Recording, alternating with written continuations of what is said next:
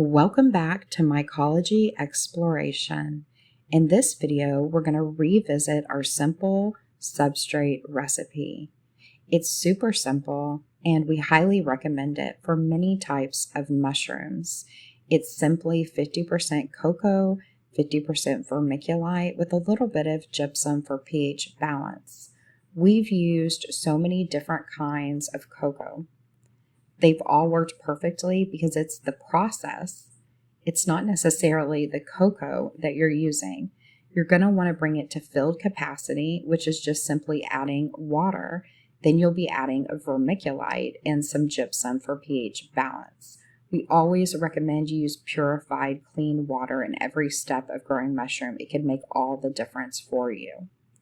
So again, vermiculite, cocoa, 50%.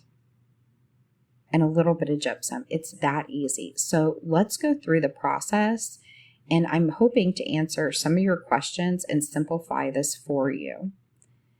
You're going to bring your cocoa to filled capacity. That is simply adding water to it. You can see how the cocoa is coming back to life. It's no longer dried out into a brick. This is bringing it to filled capacity. It's that simple. Now, when you bring this brick to filled capacity, you can heat your water if you would like.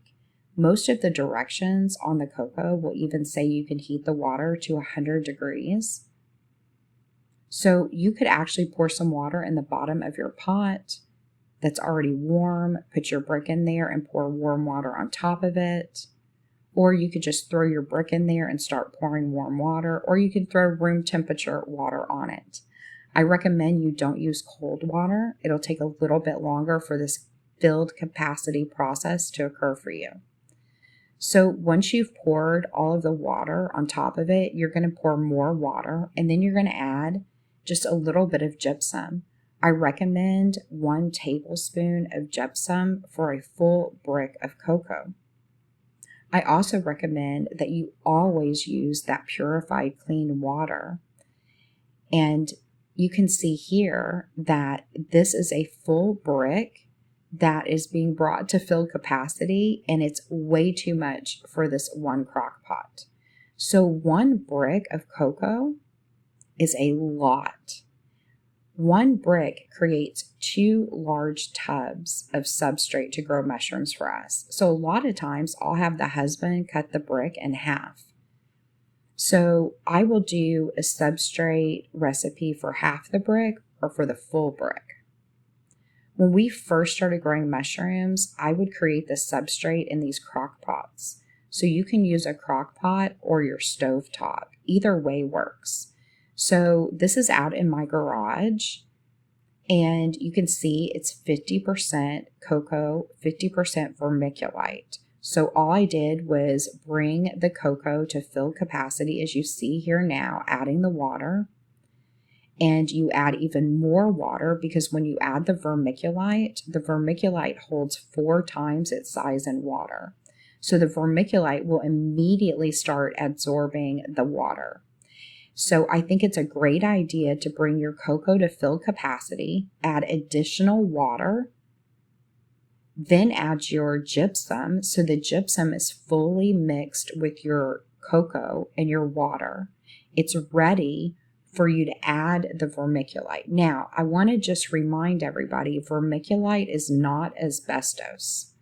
There was a company, one manufacturing plant in the past that had a problem with asbestos, and for some reason, people want to say that all vermiculite is asbestos. It is not.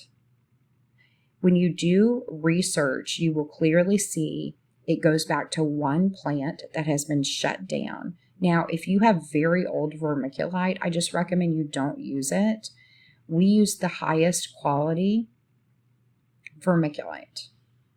It's not asbestos, but again, the reason why you see these crock pots in the garage is particulates in the air. When you pour your vermiculite, there's going to be particulates and dust. You don't want to breathe that in. You don't want to breathe it in. So if you're outside or in your garage, just make sure your area, everything you're using is clean. and you're going to be pasteurizing the substrate. And so it'll get to 140 degrees. So any kind of contamination will be processed, will be taken care of in this heating. So as you pasteurize up to 140 degrees, any contaminations are going to die. You're going to be fine. So it's okay to do the substrate in your garage or outside if you need to.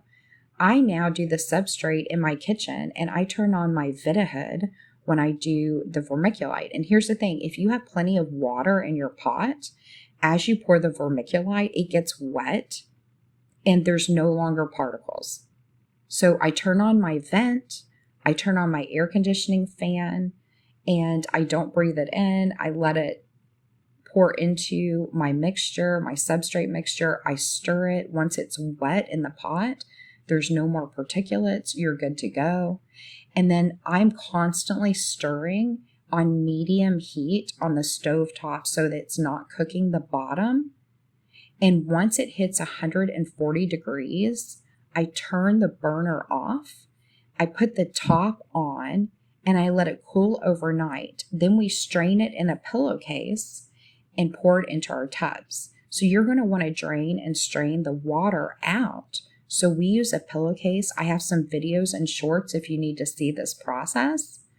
And then after we strain it and drain it through the pillowcase, and you want to make sure that pillowcase is clean and sterilized, then you can put it directly into your tubs or your bag. So there's the pillowcase. We strain it. You can see the pillowcase is wet, and now it's in the tub. Thanks for being here. Make sure you hit the subscribe button and ring the bell.